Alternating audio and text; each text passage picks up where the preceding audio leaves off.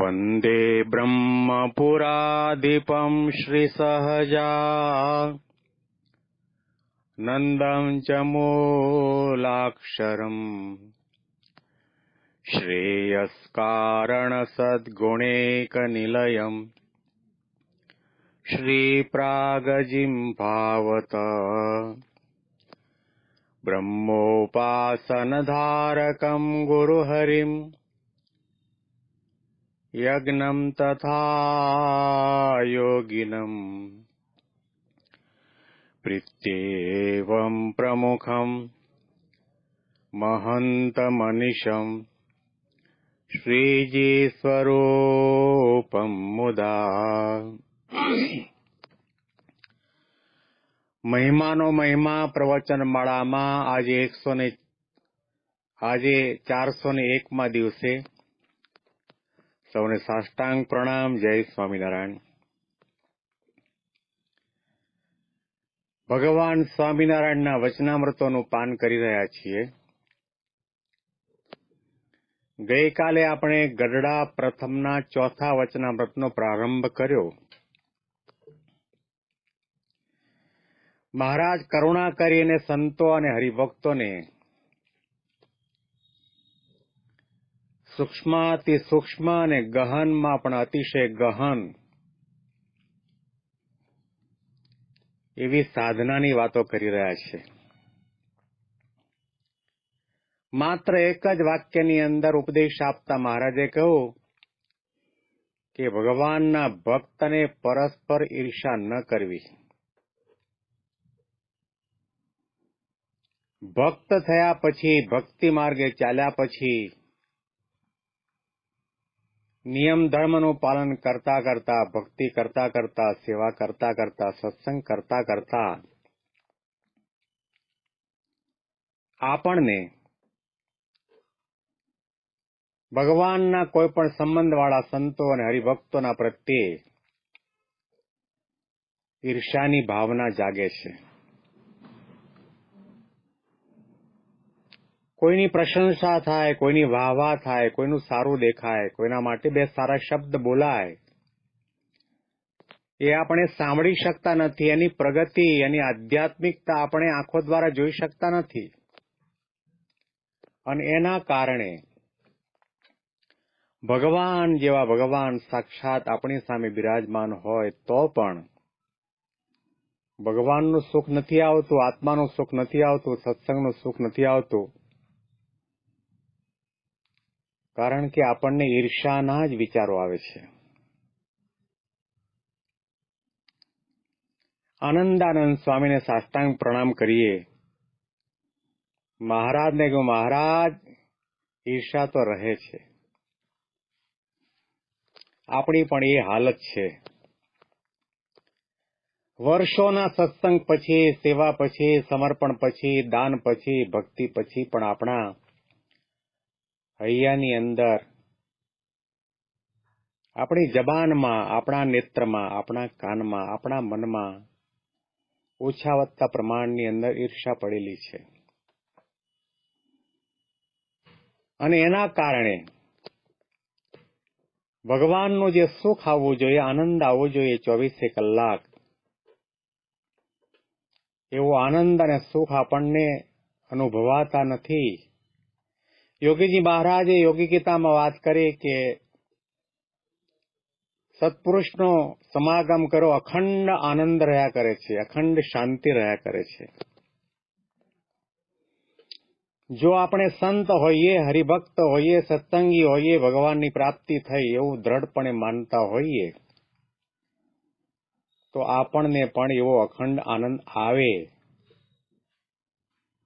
અને ભગવાનના ભક્ત અને સંતને જોઈને આપણા નેત્રમાં હર્ષના આંસુ આવે, આનંદ વિભોર બની જવાય. મહારાજે આનંદાનંદ સ્વામી અને તમામ સંતોને, હરિભક્તોને અને આપણને પણ લાગુ પડે છે એવા શબ્દો આ વચનામૃતમાં કહ્યા. નારદ અને તુંબરુનું દ્રષ્ટાંત આપીને સમજાયું. નારદ અને તુંબરુ વૈકુંઠ લોકમાં ભગવાનના દર્શન કરવા માટે ગયા અને તુંબરું પોતે સંગીતકાર હશે, એટલા માટે કીર્તન ભક્તિ કરી અને એના કીર્તનો ભજનો સાંભળીને ભગવાન અને લક્ષ્મીજી બહુ રાજી થયા.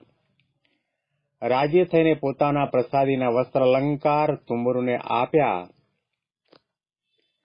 અને તે વખતે નારદજીને તુંબરુના પ્રત્યે ઈર્ષા જાગી. કદાચ નારદજીના મનમાં એવો પણ વિચાર થયો હોય કે આટલા મારા સાધનાના માર્ગની અંદર કેટલાને મેં સાધુ બનાવ્યા, કેટલાનો મેં ઉદ્ધાર કર્યો, કેટલાને ભગવાનના માર્ગે ચડાવ્યા. એવો પણ વિચાર આવ્યો હોય કે દક્ષના 10,000 પુત્રોને સંન્યાસી સાધુ બનાવી દીધા અને ત્યાર પછી વળી 1,000 દીકરાઓને પણ સાધુ બનાવ્યા. કદાચ એવો પણ વિચાર આવ્યો હશે કે પેલો વાલીઓ ભીલ છે, મહા લૂંટારૂ ભયંકર ડાકુ, એને ઉપદેશ આપીને વાલ્મીકી મુનિ બનાવી દીધો. કદાચ નારદજીને એવો પણ વિચાર આવ્યો હશે કે ધ્રુવજી પોતે વનમાં તપ કરવા માટે જતા હતા અને મેં એને મંત્ર દીક્ષા આપીને 6 મહિનાના ટૂંકા તપના અંતે સાક્ષાત ભગવાન વિષ્ણુના એને દર્શન કરાવ્યા. નારદજીને કદાચ એવો પણ વિચાર આવ્યો હશે કે કયાધુના ઉદરની અંદર રહેલા પ્રહલાદજી, એને ભગવાનના મહિમાની, ભગવાનની ભક્તિની, સત્સંગની વાતો કરી અને મહાન ભક્ત એવા બનાવ્યા કે જેની રક્ષા કરવા માટે ભગવાન ઋષિને આ પૃથ્વી ઉપર અવતાર ધારણ કરીને આવવું પડ્યું. નારદજીને કદાચ એવો પણ વિચાર આવ્યો હશે કે ભગવાન વ્યાસની અશાંતિ મેં મટાવી અને એમને કહું કે અશાંતિ મિટાવવી હોય તો તમે ભગવાન કૃષ્ણ પૃથ્વી ઉપર પ્રગટ છે એના મહિમાનું વર્ણન કરતો ગ્રંથ લખો. આવા ઘણા વિચારો નારદજીને મનમાં આવ્યા હશે અને એને થયું હશે કે આ મારા કરતા તુંબરું મોટો. એવી ઈર્ષા જાગી એને નક્કી કર્યું કે ગમે તેમ થાય પરંતુ મારે ગાન વિદ્યા શીખીને ભગવાન અને લક્ષ્મીજીને રાજી કરવાને એણે જેવી રીતે વસ્ત્ર અલંકાર ભેટમાં પ્રાપ્ત કર્યા એવી રીતે હું પણ મેળવી શકું. વર્ષો સુધી સાધના કરી અને ભગવાનની પાસે ગયા અને ગાન વિદ્યા કરી તો ભગવાન માત્ર એટલું કહેતા હતા કે તમને તુંબરુના જેવું ગાતા નથી આવડતું. કદાચ તુંબરોથી 1000 ગણું સારું ગાતા હશે, સારો સૂર હશે, સારા વાજિંત્રો વાગતા હશે, ઘણું બધું હશે, પરંતુ એ તમામ ગાન વિદ્યાના પેટાળની અંદર નારદજીને તુંબરુના પ્રત્યે ઈર્ષાની ભાવના પડેલી છે. એટલા માટે ભગવાન કહે છે કે તમને તુંબરુના જેવું ગાતા નથી આવડતું. અરે તપ કરીને શિવજીને રાજી કરીને આશીર્વાદ મેળ્યા, ગાન વિદ્યા શીખ્યા અને ભગવાનની પાસે ગયા અને ભગવાને કહ્યું કે હજી તમને તુંબરુના જેવું ગાતા નથી આવડતું. મહારાજે આની અંદર શબ્દ પ્રયોગ કર્યો કે 7 મન્વંતર સુધી એમણે ગાન વિદ્યા ની અંદર પારંગત થવા માટે પ્રયત્નો કર્યા તો પણ ભગવાન એના ઉપર રાજી ન થયા અને છેવટે એમણે જેના પ્રત્યે ઈર્ષાની ભાવના જાગી હતી એ ઈર્ષા મૂકી અને ભગવાન દ્વારિકાની અંદર બિરાજમાન હતા અને ત્યાં જઈને એમણે કાલી ગયેલી ભાષાની અંદર કીર્તન ભક્તિ કરી. ભગવાન બહુ રાજી થયા અને એમને વસ્ત્ર અલંકાર ભેટ આપ્યા. તમે સાધનાનો પ્રમાણ કેટલું છે તમારું, તમારી ભક્તિ કેટલા કિલો, કેટલા ટન, કેટલા વજનવાળી છે એની સાથે ભગવાનની કોઈ નિસ્બત નથી. તમે કેટલી માળા કરી, કેટલા લાખોનું દાન કર્યું, કેટલા યજ્ઞ કર્યા, કેટલા તપ કર્યા, કેટલી પ્રદક્ષિણા કરી, ભગવાન ક્યારેય પણ એને ગણતા નથી, સ્વીકારતા નથી, એના સામું જોતા નથી. ભગવાનની સીધી નજર ભક્તના હૃદયની સામે જાય છે. એના હૃદયની અંદર ઈર્ષા તો નથી ને, એની આંખમાં વેરઝેરની ભાવના તો નથી ને, લોકોની વાહવા મેળવવાની ભાવના તો નથી ને, દુનિયાનો, સંસારનો, માયાનો કચરો તો નથી ને. ભગવાન સૌથી પહેલા એ જે કંઈ અર્પણ કરે છે એ પદાર્થના પાયાની અંદર, પેટાળની અંદર પ્રેમ છે કે કેમ, ભક્તિભાવ છે કે કેમ, ઈર્ષાનો ત્યાગ છે કે કેમ, દેહાભિમાનનો ત્યાગ છે કે કેમ, નમ્રતા છે કે કેમ, દાસત્વ ભાવ છે કે કેમ, દિવ્ય ભાવ છે કે કેમ, નિષ્કામ ભાવ છે કે કેમ, આવી પ્રકારનો વિચાર કરીને એ નાનું સરખું તુલસીનું પાંદડું પણ પ્રેમે કરીને ભગવાન અંગીકાર કરે છે. ભગવાનને રાજી કરવા માટે જે વ્યક્તિ ભજનનું વજન કરે, ભગવાન ક્યારેય પણ રાજી થતા નથી, વસ્ત્ર અલંકાર ઉતારીને એને આપતા નથી. ભજનનું વજન કરવાની જરૂર નથી, સાચા અર્થમાં ભજન કરવાની જરૂર છે. અને કહેવાય છે કે જે ભજનનું વજન કરે, સાધનાનું ભજન કરે, એ ક્યારેય પણ ભગવાનને પોતાના હૃદયમાં બિરાજિત કરી શકે નહીં. અને એટલા માટે મકરંદે પોતાની એક કાવ્ય પંક્તિમાં લખ્યું, વજન કરે તે હારે મનવા, ભજન કરે તે જીતે. નારદજી વજન કરવા લાગ્યા. આટલું તપ કર્યું, આટલું ભજન કર્યું, આટલાને સાધુ બનાવ્યા, આટલાને વાલ્મીકી જેવા મહાઋષિ બનાવ્યા, આટલું કાર્ય કર્યું, આટલાને ભગવાનના માર્ગે ચડાવ્યા. વજન ભક્તિનું, સાધનાનું, માળાનું, તપનું, યજ્ઞનું, કંઈ પણ આધ્યાત્મિક ક્રિયાનું આપણે વજન કરવા બેસીએ, તોલવા બેસીએ કે આપણે આટલું આટલું કર્યું, તો કહેવાય છે કે ભજનનું વજન તમે કરી રહ્યા છો. અને જે વ્યક્તિ ભજનનું વજન કરે, ભગવાન એના ઉપર ક્યારેય રાજી થતા નથી, એ ભક્તિને ક્યારેય સ્વીકારતા નથી. ઘણા વર્ષો પહેલા પ્રમુખ સ્વામી મહારાજને કોઈ આવીને પ્રશ્ન પૂછ્યો, સ્વામી તમે કેટલા પત્રો લખ્યા હશે, કેટલા મંદિરો કર્યા હશે? એટલે સ્વામીએ સહજ રીતે ઉત્તર આપ્યો, જે આવી ગણના કરવા બેસે એ કરી શકે નહીં, અને જે ગણના કરતો હોય કરે નહીં. ભક્ત અને સાધુ અને સાધક ને મુમુક્ષુ સાચો ક્યારે કહેવાય કે એને ગણવાની જરૂર નથી. એના મનમાં તો એમ જ હોય કે હું જે કંઈ કરું છું, ભગવાન અંતર્યામી છે, સર્વજ્ઞ છે, સર્વત્ર છે, બધું જાણે છે. મેં કેટલી માળા કરી એ મારે નથી ગણવાનું, ભગવાન મારો ગણશે. કેટલું તપ કર્યું, કેટલું દાન કર્યું, કેટલા વ્રત કર્યા, કેટલા ઉપવાસ કર્યા, એ ગણવાવાળા બેઠા ભગવાન છે, એ અંતર્યામી છે. વજન કરે તે હારે મનવા, ભજન કરે તે જીતે. તુલસી દલથી તોલ કરો તો બને પવન પર પોટો, અને હિમાલય મૂકો હેમનો તો મેરુથી મોટો. આ ભારે હળવા હરિવરને મૂલવો શી રીતે, ભજન કરે તે જીતે મનવા, ભજન કરે તે જીતે. વજન કરે તે હારે મનવા, ભજન કરે તે જીતે.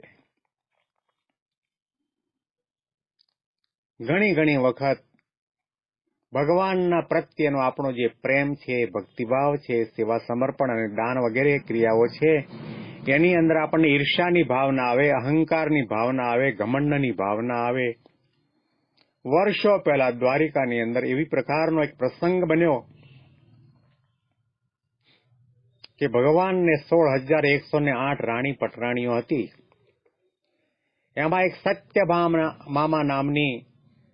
સત્યભામા નામની પટરાણીને એટલો બધો અહંકાર જાગ્યો, એ પોતે એમ જ 24 કલાક વિચાર કરવા માંડી કે મારા જેવી કોઈ રૂપાળી નહીં, ને મારા માટે ભગવાનને જે પ્રેમ છે એવો દુનિયામાં કોઈના ઉપર નથી. અને તે વખતે શ્રી કૃષ્ણ ભગવાને મનમાં વિચાર કર્યો કે મારું ગર્વગંજન નામ છે. મોટા મોટા રાજા મહારાજાના ગર્વનું ખંડન કરું છું, અને આ મારા ઘરની અંદર ગર્વ, મારી રાણી પટરાણીના મનમાં ગર્વ આવ્યો. સત્યભામાને એટલું બધું અભિમાન થયું, ઘમંડ થયું કે ભગવાન મારી પાછળ પાગલ બની ગયા છે, કે મારા માટે દેવો સાથે લડાઈ કરી અને મારા માટે સ્વર્ગનું વૃક્ષ અહીં આગળ લઈ આવ્યા છે, પારિજાતનું. મારા જેવું કોઈનું રૂપ નહીં. મારા માટે જેટલો પ્રેમ છે એવો ભગવાનને કોઈના ઉપર નથી. અને ભગવાને નારદજીના મનની અંદર પ્રેરણા કરી અને નારદજી પોતે વિચરણ કરતા કરતા દ્વારિકાની અંદર પધાર્યા.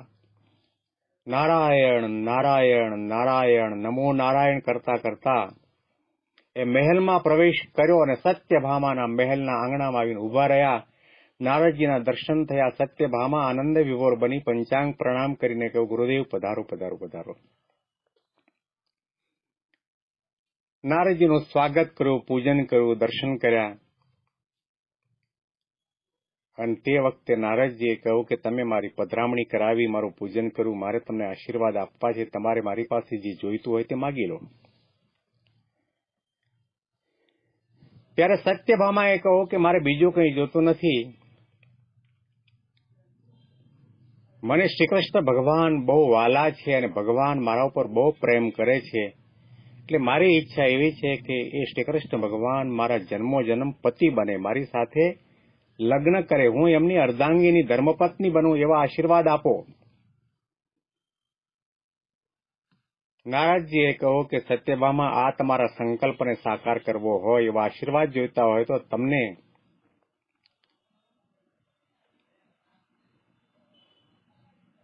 આ આશીર્વાદ આપવા માટે તૈયાર છું, પરંતુ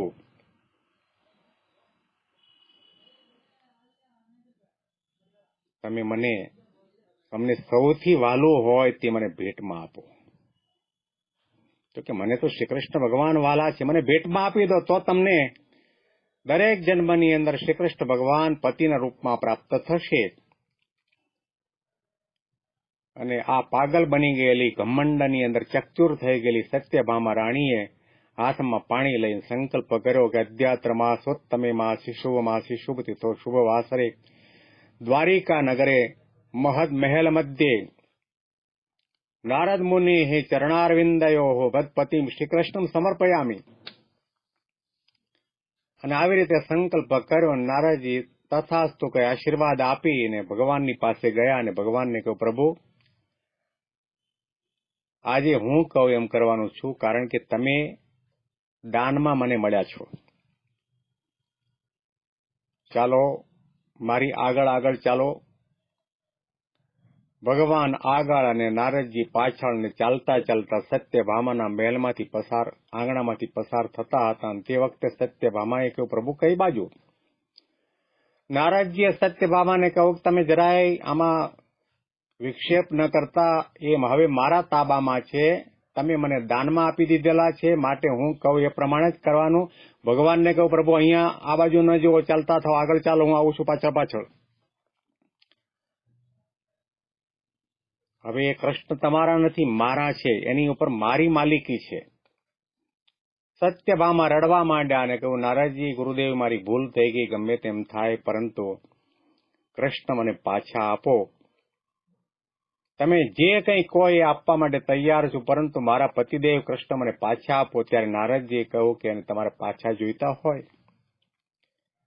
તો શ્રી કૃષ્ણ ભગવાનના ભારોભાર સોનું મને આપો, તો હું તમને કૃષ્ણ પાછા આપું.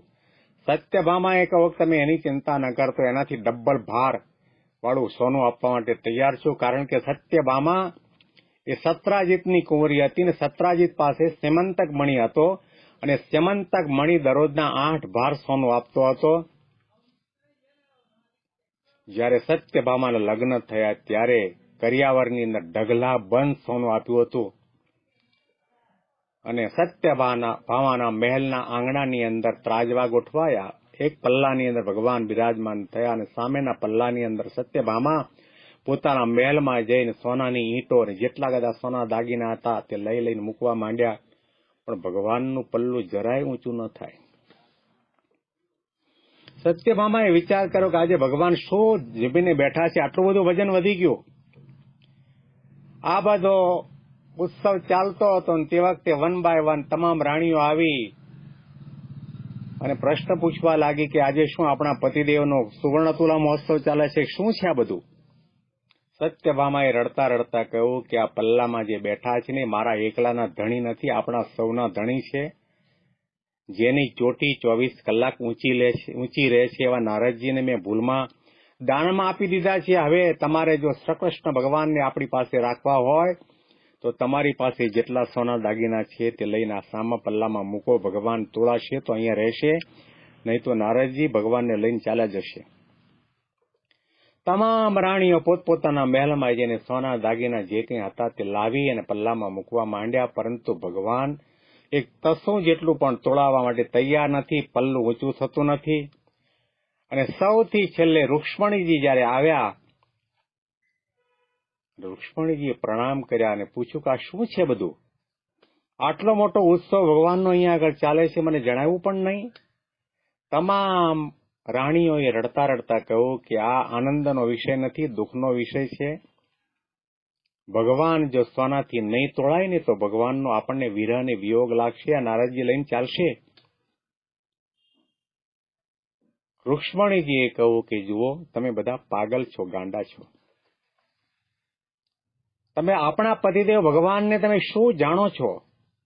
ભગવાન કોઈ દિવસ સોનાથી તોળાય? 1 મિનિટ ઉભા રહો એમ કહી પોતાના મહેલની અંદર આંગણામાં એક તુલસીનો ક્યારો હતો. ભગવાનની મૂર્તિનું સ્મરણ કરતા કરતા ગયા, ભગવાનનું નામ લેતા લેતા એક તુલસીનું પાંદડું તોડી અને ચાલતા ચાલતા આવી અને આ પલ્લાની અંદર તુલસીનું પાંદડું મૂક્યું ને ભગવાન તોડાઈ ગયા. અને તે વખતે સત્યભામાને જે ઘમંડ હતું એ ઉતરી ગયું. તુલસી દલથી તોલ કરો તો બને પવન પર પોટો, અને હિમાલય મૂકો હેમનો તો મેરુથી મોટો. આ ભારે હળવા હરિવરને મૂલવો શી રીતે, ભજન કરે તે જીતે મનવા, વજન કરે તે હારે મનવા, ભજન કરે તે જીતે. એક તુલસીના પાંદડામાં ભગવાન તોડાયા, અને ભગવાનનું તો વજન કરવું અને ભગવાનને માપવા તો બહુ કઠણ કામ છે. જેનું વજન આપણે આંકી ન શકીએ, અનુમાન ન કરી શકીએ. ભગવાન હંમેશના માટે ભજનને જુએ છે, ભક્તિ ભાવને જુએ છે. જે ભજનમાં, જે ભક્તિમાં, જે સેવામાં લેશ માત્ર ઈર્ષા ન હોય, રાગદ્વેષની ભાવના ન હોય, નરી નમ્રતા હોય, મહિમા હોય, દાસત્વ ભાવ હોય, દિવ્ય ભાવ હોય, નિર્દોષ બુદ્ધિ હોય, કિંકર ભાવ હોય, સર્વોપરીપણાનો ભાવ હોય અને પરિશુદ્ધ 100% પરિશુદ્ધ ભક્તિ હોય, સેવા હોય, સત્સંગ હોય, એ જ સાચા અર્થમાં ભક્તિ, સેવા છે, સમર્પણ છે. અને એના દ્વારા જ ભગવાન આપણા ઉપર રાજી થાય છે. ભગવાન સ્વામિનારાયણને શ્રદ્ધા સહિત અને ઈર્ષા રહિતની ભક્તિ ગમે છે. ખૂણે ખાંચરે ક્યાંય પણ આપણને ઈર્ષા હોય, એ ઈર્ષાનો જ્યાં સુધી આપણે નારદજીની માફક ત્યાગ નહીં કરીએ, કોઈના પ્રત્યે આપણને અણગમો હોય, અભાવ હોય, એનો અવગુણ આવતો હોય, એના પ્રત્યે ઈર્ષાની થોડી થોડી ભાવના આપણને જાગી હોય, તો ભગવાનની પાસે પ્રણામ કરી માફી માંગીએ. જે વ્યક્તિ પ્રત્યે આપણને ઈર્ષાની ભાવના છે એને પણ પ્રણામ કરીને આપણે એને રિસ્પેક્ટ આપીએ, આદર આપીએ. ભૂલ થઈ છે એની માફી માંગી લઈએ તો આપણી સાધના, આપણી ભક્તિ, આપણી સેવા, આપણો સત્સંગ પરિશુદ્ધ બનશે. ભગવાન સ્વામિનારાયણને પ્રાર્થના કરીએ કે હે મહારાજ, તમે તો મૂળને દૂર કરવા માટે, મૂળને મારવા માટે આ પૃથ્વી ઉપર પધાર્યા છો. જન્મ મરણનું મૂળ ઈર્ષા છે, જન્મ મરણનું મૂળ અજ્ઞાન છે, જન્મ મરણનું મૂળ વાસના અને કારણ શરીર છે, જન્મ મરણનું મૂળ સ્વભાવ અને પ્રકૃતિ છે, દેહાભિમાન છે. તમામ દોષોને મારવા માટે ભગવાન સ્વામિનારાયણ આ પૃથ્વી પર પધાર્યા છે. આપણે એમના શરણમાં બેઠા છીએ. શ્રદ્ધા રાખીએ, વિશ્વાસ રાખીએ કે એક દિવસ આપણને આ તમામ દોષોમાંથી મુક્ત કરી, પરિશુદ્ધ કરી, બ્રહ્મભાવને પમાડી ભગવાનના ધામના અધિકારી બનાવશે. પણ આપણે જાણપણું રાખવું પડશે, અંતરદ્રષ્ટિ કરવી પડશે, પ્રાર્થના કરવી પડશે, પ્રયત્ન કરવો પડશે. મહિમાની વિશેષ વાતો આપણે આવતીકાલે વચનામૃતના માધ્યમથી સાંભળીશું. સૌને સાષ્ટાંગ પ્રણામ. જય સ્વામિનારાયણ.